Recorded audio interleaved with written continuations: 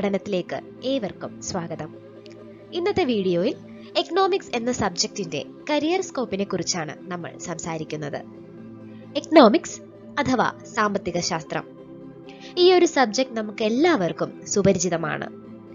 ഒരു high school section മുതലേ തന്നെ എക്കണോമിക്സിന്റെ ബേസിക്സ് ഒക്കെ നമ്മൾ എല്ലാവരും പഠിക്കാറുണ്ട്.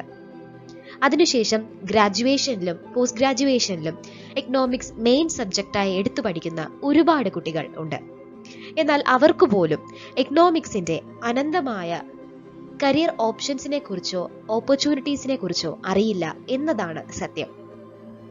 ഇന്നത്തെ വീഡിയോയിൽ നമുക്ക് എക്കണോമിക്സിന്റെ കരിയർ ഓപ്പർച്യൂണിറ്റീസിനെ കുറിച്ച് സംസാരിക്കാം. ആദ്യമായി എക്കണോമിക്സിന്റെ ട്രഡീഷണൽ കരിയേഴ്സ് എന്തൊക്കെയാണ് എന്ന് നമുക്ക് നോക്കാം. ട്രഡീഷണൽ കരിയേഴ്സ് എന്ന് പറയുമ്പോൾ പൊതുവിലും നമ്മൾ കേട്ടുവരുന്ന കുറച്ച് ജോബ് ഓപ്പർച്യൂണിറ്റീസ് ഉണ്ട്. അതിനെക്കുറിച്ചാണ് ഇവിടെ പറയുന്നത്. അതിൽ ചിലതാണ് പബ്ലിക് സർവീസ് കമ്മീഷൻ എക്സാംസ്. അത് തന്നെ സ്റ്റേറ്റ് ഗവൺമെന്റിന്റെയും സെൻട്രൽ ഗവൺമെന്റിന്റെയും എക്സാംസ് ഉണ്ട്. പിന്നീട് RBI ആൻഡ് അസോസിയേറ്റഡ് ഓർഗനൈസേഷൻസ് നടത്തുന്ന grade B officer, economic specialist officer തുടങ്ങിയ പരീക്ഷകൾ.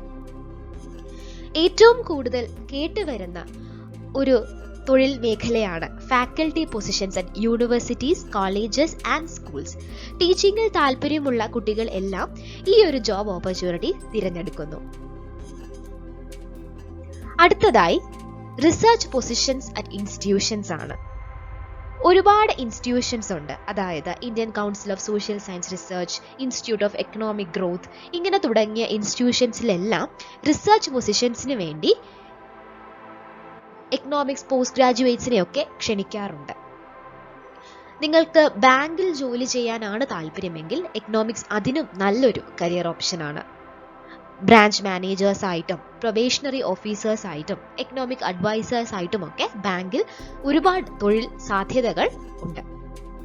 അതുപോലെ തന്നെ സെബി, ഡിഫൻസിൽ ജോലി സാധ്യതകൾ, അങ്ങനെയൊക്കെ എക്കണോമിക്സ് ഗ്രാജുവേറ്റ്സിനും പോസ്റ്റ് ഗ്രാജുവേറ്റ്സിനും ഒക്കെ ഒരുപാട് ജോലി സാധ്യതകൾ ലഭ്യമാണ്. എക്കണോമിക്സ് എന്ന സബ്ജക്റ്റിന്റെ നേച്ചർ നോക്കുകയാണെങ്കിൽ അത് ദിനം പ്രതി മാറിക്കൊണ്ടിരിക്കുകയാണ്. പണ്ടൊക്കെ എക്കണോമിക്സ് തികച്ചും ഒരു ആർട്സ് സബ്ജക്റ്റ് ആയിരുന്നു.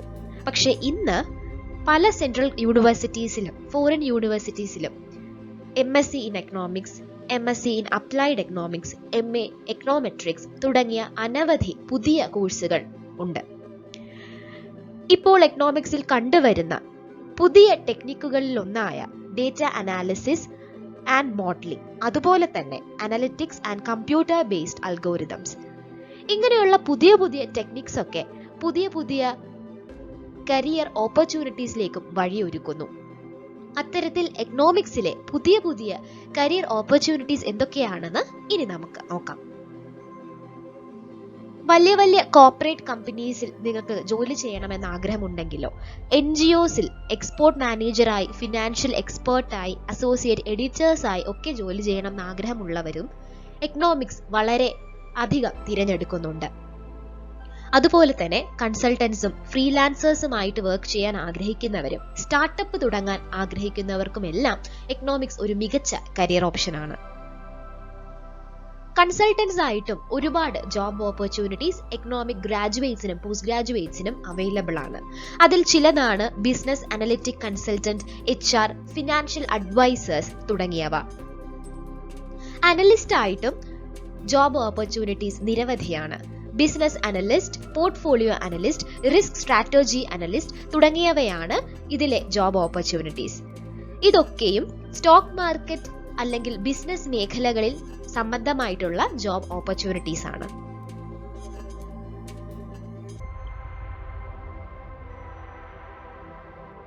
നിങ്ങൾക്ക് റിസർച്ച് ചെയ്യാനാണ് താല്പര്യമെങ്കിൽ എക്കണോമിക്സ് എന്ന സബ്ജക്ട് അതിനും വളരെ അധികം കരിയർ ഓപ്ഷൻസ് ആണ് ഒരുക്കുന്നത്. Roster of inclusive social policy consultants, gender equality and social inclusion, health economics and outcomes research, planning board തുടങ്ങിയ ഇൻസ്റ്റിറ്റ്യൂഷൻസും സ്ഥാപനങ്ങളുമെല്ലാം നിരവധി റിസർച്ച് പൊസിഷൻസിലേക്കും എക്കണോമിക്സ് പോസ്റ്റ് ഗ്രാജുവേറ്റ്സിനെ ഹയർ ചെയ്യാറുണ്ട്. Junior research analyst, research associate, research officer planning, senior research analyst തുടങ്ങിയ പൊസിഷൻസിലേക്കാണ് hire ചെയ്യുന്നത്. അസോസിയേറ്റ്സ് ആയിട്ടും മാനേജേഴ്സ് ആയിട്ടും കോർഡിനേറ്റേഴ്സ് ആയിട്ടും ഒക്കെ ജോലി ചെയ്യാൻ ആഗ്രഹിക്കുന്നവർക്ക് എക്കണോമിക്സ് ഒരു മികച്ച കരിയർ ഓപ്ഷനാണ്. അസോസിയേറ്റ് മോഡലിംഗും associate product manager, project administrator, project assistant, project associate തുടങ്ങിയ നിരവധി മേഖലകൾ ഇതിനുള്ളിൽ തന്നെ ഉണ്ട്. പിന്നീടുള്ള ഒരു മേഖലയാണ് എഡിറ്റേഴ്സ് അല്ലെങ്കിൽ കണ്ടന്റ് റൈറ്റേഴ്സ് എന്ന് പറയുന്നത്. ഇവിടെ കണ്ടന്റ് റൈറ്റേഴ്സ് ആയിട്ടും റിപ്പോർട്ടേഴ്സ് ആയിട്ടും ഒക്കെ വർക്ക് ചെയ്യാനായിട്ട് ഒത്തിരി ഓപ്ഷൻസ് ഉണ്ട്.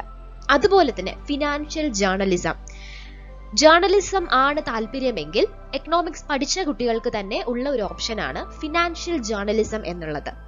അത് കൂടുതലും നേരത്തെ പറഞ്ഞതുപോലെ തന്നെ സ്റ്റോക്ക് മാർക്കറ്റും അല്ലെങ്കിൽ ബിസിനസ് ഫീൽഡ് റിലേറ്റഡ് ആയിട്ടുമാണ് വരുന്നത്. വലിയ വലിയ കോർപ്പറേറ്റ് കമ്പനികളായ ആമസോൺ, റിലയൻസ്, അതുപോലെ തന്നെ ബാങ്കുകളായ ICICI bank, axis bank, RBI തുടങ്ങിയ സ്ഥാപനങ്ങളിൽ എല്ലാം ഒരു എക്കണോമിസ്റ്റ് എന്ന വേക്കൻസി ഉണ്ടാവാറുണ്ട്. ഇങ്ങനെയുള്ള വലിയ കോർപ്പറേറ്റ് കമ്പനികളും ബാങ്കുകളും എല്ലാം ആ എക്കണോമിസ്റ്റ് എന്ന വേക്കൻസിയിലേക്ക് എക്കണോമിക്സ് പോസ്റ്റ് ഗ്രാജുവേറ്റ്സിനെ ഹയർ ചെയ്യാറുണ്ട്. ഇതും വളരെ നല്ലൊരു കരിയർ ഓപ്ഷനാണ്. ഇത്രയും നേരം നമ്മൾ സംസാരിച്ചത് എക്കണോമിക്സ് എന്ന സബ്ജക്റ്റിന്റെ കരിയർ സ്കോപ്പിനെ കുറിച്ചും കരിയർ ഓപ്പർച്യൂണിറ്റീസിനെ കുറിച്ചുമാണ്.